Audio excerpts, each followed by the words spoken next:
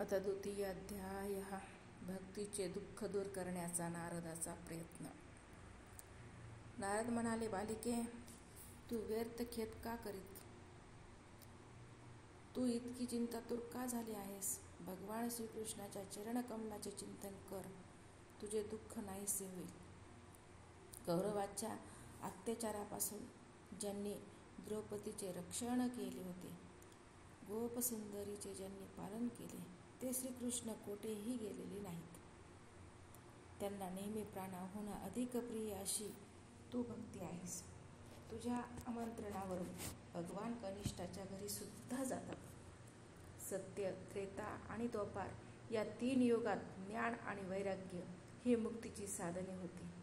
परंतु कलियुगात केवळ भक्ती मोक्षप्राप्ती करून देणारी आहे असे निश्चित जाणून परमानंद चिन्मूर्ती ज्ञानस्वरूप श्रीहरींनी सतस्वरूप अशा तुझी निर्मिती केलेली आहे.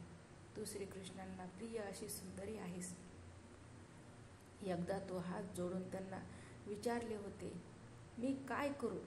तेव्हा श्रीकृष्णांनी माझ्या भक्ताचे पोषण कर अशी तुला आज्ञा केली होती. तू ते स्वीकारल्यानंतर श्रीहरी प्रसन्न झाले. त्यांनी तुझी सेवा करण्यासाठी मुक्तीला दासीच्या रूपात आणि ज्ञानवैराग्यांना पुत्रपात तुझ्या स्वाधीन केले.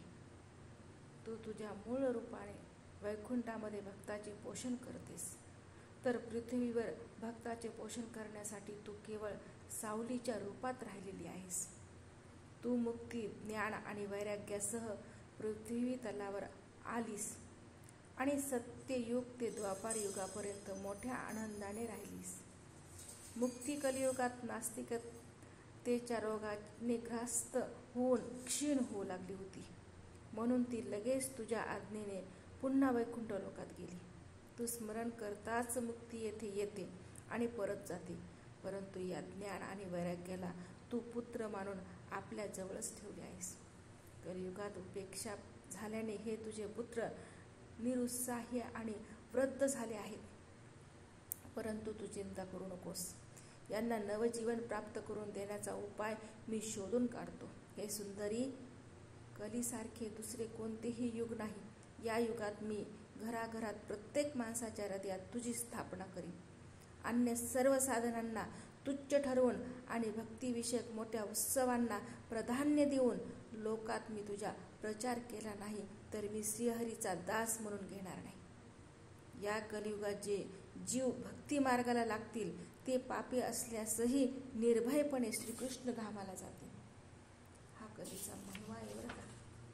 ज्याच्या हृदयात प्रेम स्वरूप भक्ती निरंतर निवास करते ते शुद्धांतकरणाचे लोक स्वप्नात देखील यमाला पाहत नाहीत. ज्याच्या हृदयात भक्ती आहे त्यांना प्रेत, पिशाच्य, राक्षस किंवा दैत्य स्पर्श करण्यास असमर्थ आहेत. तप, वेदाध्ययन, ज्ञान, कर्म अशा कोणत्याही साधनाने भगवंत वंश होऊ शकत नाही. ते केवळ भक्तीनेच वंश होतात. गोपी यांचे उत्तम उदाहरण आहे बरं का. हजारो जन्मांच्या पुण्याईनं मनुष्याला भक्तीविषयी प्रेम निर्माण होते. कलियुगात भक्ती केवळ भक्तीच सार आहे. भक्तीनेच प्रत्यक्ष श्रीकृष्ण समोर उपस्थित होतात. भक्तीनेच प्रत्यक्ष श्रीकृष्ण आपल्या समोर उपस्थित होतात. भक्तीशी द्रोह करणारे 3 लोकात दुःखाचेच धनी होतात. एका काळी भक्ताचा तिरस्कार केल्यामुळे दुर्वास ऋषींना दुःख प्राप्त झाले होते. व्रते, तीर्थयात्रा, योग, यज्ञ, ज्ञानचर्चा इत्यादी साधनांची काहीही आवश्यकता नाही. एकमात्र भक्तीच मुक्ती देणारी आहे. सूत म्हणाले, आपले महात्म्य निर्णायक करिता नारदाच्या तोंडून ऐकल्यावर भक्ती सर्व अंगाने पुष्ट झाली आणि त्यांना म्हणाली. भक्ती म्हणाली, नारद मुनी, आपण धन्य आहात. आपले माझ्या ठिकाणी निश्चित प्रेम आहे. मी नेहमी आपल्या हृदयात निवास करीन. आपल्याला मी कधीही सोडणार नाही. हे साधू, आपण मोठे कृपाळू आहात. एका क्षणात आपण माझे सारे दुःख दूर केले. परंतु अजूनही माझ्या पुत्रांना चेतना आलेली नाही, म्हणून आपण यांना जागवा, यांच्यात चैतन्य आणा. सूत म्हणाले, भक्तीने हे भक्तीचे वचन ऐकून नारदांना पुत्राची करुणा आली आणि ते त्यांना हाताने हलवून जागे करू लागले. त्यांच्या कानाजवळ तोंड नेऊन जोराने ओरडून म्हणू लागले, हे ज्ञाना उठ, लवकर जागा हो. हे वैरागी उठ, लवकर जागा हो. नंतर नारदांनी वेदघोष, वेदांत घोष, वारंवार गीता पाठ करून त्यांना जागविले. त्यामुळे ते मोठ्या कष्टाने जागे झाले. परंतु आळसाने ते दोघेही जांभळी देत राहिले. डोळे उघडून पाहू शकले नाहीत. त्यांचे बहुतेक केस बगड्यांच्या रंगासारखे पांढरे सफेद झाले होते. सर्व अंग वाळलेल्या लाकडाप्रमाणे निस्तेज झाले होते. अशा रीतीने तहान भुकेने व्याकुळ झालेले ते पुन्हा झोपी जाऊ लागले. असे पाहून नारदांना मोठी चिंता लागून राहिली आणि ते विचार करू लागले की आता आपण काय करावे. याची झोप आणि त्याहीपेक्षा अधिक वृद्ध अवस्था कशी दूर होईल. शौनका, अशी काळजी करीत नारद भगवत चिंतन करू लागले. त्याच वेळी आकाशवाणी अशी झाली, मुनिवर्य, खेद करू नका. तुमचे हे प्रयत्न निश्चितच सफल होतील. देवर्षी, यासाठी तुम्ही एक सत्कर्म करा. ते कोणते ते तुम्हाला संत शिरोमणी महात्मे सांगतील. त्या सत्कर्माचे अनुष्ठान करता क्षणीच याची झोप आणि वृद्ध अवस्था नाहीशी होईल आणि सगळीकडे भक्तीचा प्रसार होईल. ही आकाशवाणी तेथील सर्वांनीच स्पष्टपणे ऐकली. त्यामुळे नारदांना मोठे आश्चर्य वाटले आणि ते मनात म्हणू लागले, मला तर याचा आशयच कळना झालाय. नारद म्हणाले, आकाशवाणीने सुद्धा गुप्त रूपानेच ही गोष्ट सांगितली. ज्यामुळे ज्याचे कार्य तडीस जाईल असे साधन सांगितलेच नाही. ते संत कुठे भेटतील, कोणते साधन सांगतील. बरं, आता आकाशवाणीने जे काही सांगितले त्यानुसार आता मला काय केले पाहिजे. सूत म्हणाले, शौनका, ज्ञान आणि वैराग्य यांना तेथेच सोडून नारद मुनी तेथून निघाले आणि प्रत्येक तीर्थक्षेत्रामध्ये जाऊन वाटेत भेटणाऱ्या ऋषीवर्यांना नारद मुनी साधन विचारू लागले. त्यांचे म्हणणे सर्वजण ऐकून घेत होते, परंतु निश्चित उत्तर कोणीच देत नव्हतं. कोणी सांगितले हे अशक्य आहे. दुसरे कोणी म्हणाले याचे योग्य उत्तर मिळणे दुरापास्त आहे. तर काही जण गप्पच राहिले. अन्य काही जण आपले हसे होईल या भीतीने उत्तर देणे टाळण्यासाठी तेथून निघून जाऊ लागले. त्रैलोक्यात आश्चर्यकारक असा हाहाकार माजला. लोक एकमेकाशी कानाजवळ जाऊन कुजबुजू लागले. जर वेद पठण, वेद घोषणा, वारंवार गीता पठण ऐकूनही भक्ती, ज्ञान आणि वैरागी यांना जाग आणता आली नाही, तर अन्य कोणताही उपाय दिसत नाही. परमयोगी नारद मुनींनाही ज्याचे ज्ञान नाही अशा बाबतीत अन्य सामान्य लोक काय सांगू शकशील बरं. अशा प्रकारे ज्या ज्या ऋषीवर्यांना विचारले गेले त्यांनी असाच निर्णय दिला की ही गोष्ट असाध्य आहे. तेव्हा नारद चित्तातूर अवस्थेत बद्रीवनामध्ये आले. ज्ञान आणि वैरागी यांना जाग आणण्यासाठी मी येथे तप करीन असा त्यांनी निश्चय केला. नारद मुनींना त्याच वेळी नारदांना समोर कोट्यावधी सूर्यांच्या सारखे अत्यंत तेजस्वी असे संकाधिक मुनी दिसले. त्यांना मुनिश्रेष्ठ नारद म्हणाले. नारद म्हणतात, माझ्या महत्भाग्यानेच आपली व माझी यावेळी भेट झाली. कुमारांनो, कृपा करून आपण ते साधन मला तातडीने सांगावे. आपण सर्वजण महान योगी, बुद्धिमान, बहुश्रुत आहात. आपण 5-5 वर्षाचे बालक दिसत असलात तरी आपण पूर्वजाचेही पूर्वज आहात. आपण नेहमी वैकुंठ धामात राहता. सदैव हरी कीर्तनामध्ये तत्पर असता. भगवंताच्या लीलामृताचे पान करीत त्यातच तल्लीन होत आणि भगवत कथा हाच आपल्या जीवनाचा एकमेव आधार आहे.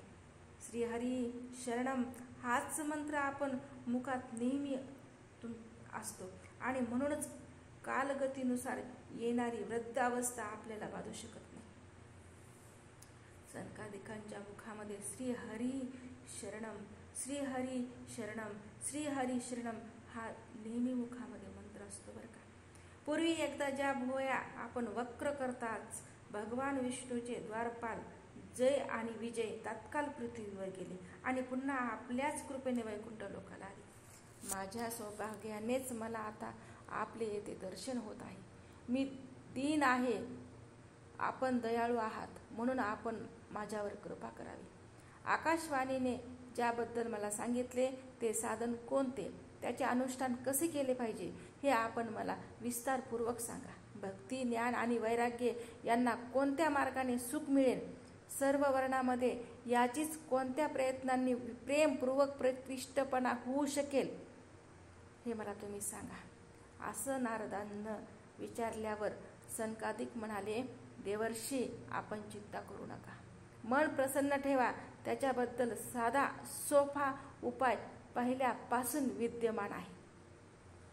नारद मुने, आपण धन्य आहात. आपण विरक्ताचे शिरोमणी, श्रीकृष्ण भक्तात अग्रगण्य तसेच भक्तियोगाचे सूर्य आहात. आपण भक्तीसाठी जे प्रयत्न करीत आहात ती काही आश्चर्याची गोष्ट नाही. भक्तीची पुन्हा स्थापना करणे हे कार्य भगवत भक्तासाठी सर्वथैव योग्य आहे. या संसारात ऋषीमुनींनी उद्धाराचे अनेक मार्ग प्रकट केले आहेत, परंतु ते सर्व कष्टसाध्य आणि बहुधा स्वर्गप्राप्ती करून देणारे आहे. परंतु भगवत प्राप्तीचे साधन मात्र गुप्तच आहे. त्याचा उपदेश करणारा सत्पुरुष मोठ्या भाग्यानेच मिळत असतो. आपल्याला आकाशवाणीने ज्या सत्कर्माचा संकेत केला आहे तो आम्ही तुम्हाला सांगतो. आपण प्रसन्न आणि स्थिरचित्त होऊन ऐका. द्रव्ययज्ञ, तपोयज्ञ, योगयज्ञ आणि स्वाध्यायरूप ज्ञानयज्ञ हे कर्माचे सूचक आहे. विद्वानांनी ज्ञानयज्ञालाच सत्कार्याचे सूचक मानले आहे. सुकांनी महामुनींनी ज्याचे गायन केले आहे ते श्रीमद भागवताचे पारायण हेच ते सत्कर्म होय. त्यांचे शब्द ऐकून भक्ती, ज्ञान आणि वैराग्य यांना मोठी शक्ती प्राप्त होईल. यामुळे ज्ञान वैराग्याचे कष्ट नाहीसे होतील आणि भक्तीला आनंद होईल. सिंहगर्जना ऐकून ज्याप्रमाणे लांडगे पळून जातात त्याचप्रमाणे श्रीमद भागवताच्या शब्दात नीच कलियुगाचे हे सर्व दोष नाहीसे होतील. त्यावेळी प्रेम रस वाहात नेणारी भक्ती, ज्ञान आणि वैराग्याला बरोबर घेऊन घरोघरी प्रगट होईल. नारद म्हणाले, वेद अध्ययनाचं पठण आणि गीतापाठ करून भक्ती, ज्ञान, वैराग्य रूप हे तिघे जर जागे झाले नाहीत तर श्रीमद भागवत कथा ऐकून ते कसे जागे होतील बरं? कारण त्या कथेचा प्रत्येक पदात आणि प्रत्येक श्लोकात वेदांताचाच सारांश कथन केलेला आहे. आपण शरणागत वत्सल आहात. आपले दर्शन कधीही व्यर्थ होत नाही. म्हणून माझी ही शंका दूर करा. विलंब तुम्ही करू नका. नारद मुनींचे असे शब्द ऐकून सनकादिक म्हणाले, श्रीमद भागवताची कथा वेद आणि उपनिषदे यांच्या सार सर्वस्वातून प्रगट झालेली आहे. पण ही स्वतंत्र फलरूप असल्याने वेद उपनिषदापेक्षाही उत्तम ठरली आहे. ज्याप्रमाणे झाडातील रस बुध्यापासून फांदीच्या शेंड्यापर्यंत असला तरी त्यांचा आस्वाद घेता येत नाही, पण ज्यावेळी तो रस फळाच्या रूपाने वेगळा प्रगट होतो तेव्हा सर्वांना हवा हवासा वाटतो. दुधामध्ये तूप असतेच, परंतु त्यांचा स्वाद घेता येत नाही. तेच तूप दुधापासून वेगळे काढले जाते तेव्हा ते देवतासाठीही स्वादिष्ट बनते. उसाच्या सर्वांगात साखर व्यापून असते, परंतु ती वेगळी झाल्यानंतर तिची गोडी समजते. भागवत कथा ही अशीच आहे. हे भागवत पुराण वेदाच्या बरोबरीचे आहेत. श्री व्यासांनी भक्ती, ज्ञान आणि वैराग्य यांची स्थापना करण्यासाठी हे प्रकाशित केले आहे. वेदांतात पारंगत आणि गीतेची रचना करणारे भगवान व्यासदेव हे पूर्वी एकदा खिन्न होऊन अज्ञान अंधकारामध्ये चाच पडत होते. तेव्हा आपणच त्यांना 4 श्लोकात याच भागवताचा उपदेश केला होता. तो ऐकून त्यांची खिन्नता तत्काळ नाहीशी झाली. असे असता आपण आश्चर्यचकित होऊन उलट आम्हालाच का प्रश्न करीत आहात? आपण त्यांना शोक आणि दुःखाचा नाश करणारे श्रीमद भागवत महापुराण ऐकविले पाहिजे. असं सनकादिकाचं म्हणणं ऐकून नारद मुनी म्हणतात, ज्याचे दर्शन सर्व पापांना तत्काळ नाहीसे करते, जे संसार दुःखाच्या वणव्याने तप्त झालेले आहेत, ज्याच्यावर कल्याणाचा वर्षाव करणारे आहेत, सहस्त्रमुख शेष गात असलेल्या भगवत कथामृताचे आपण नेहमी पान करीत असता प्रेम लक्षणा भक्ती उजेडात आणण्याच्या हेतूने मी आपणास शरण आलो आहे. जेव्हा मनुष्याच्या अनेक जन्मातील संचित पुण्याचा उदय होऊन त्याला सत्संग प्राप्त होतो तेव्हा त्याच्या अज्ञानजनित मोह आणि मदरूपी अंधकाराचा नाश होऊन त्याच्या ठिकाणी विवेकाचा उदय होतो. अध्याय 2 समाप्त. ओम नमो श्री भगवते वासुदेवाय.